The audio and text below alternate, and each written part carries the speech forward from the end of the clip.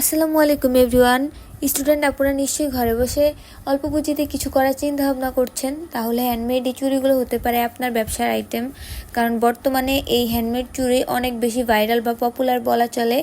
বিভিন্ন রকম পেজে বিভিন্ন রকম ম্যাটেরিয়ালস বা বিভিন্নভাবে এই চুড়িগুলো সেল করছে। আপনিও দেরি না করে ঘরে বসে না থেকে চেষ্টা করুন নিজের মেধাশক্তিকে কাজে লাগানোর। এই চুড়িগুলো আপনি খুবই অল্প পুঁজিতেই বা অল্প বাজেটেই বানাতে পারবেন।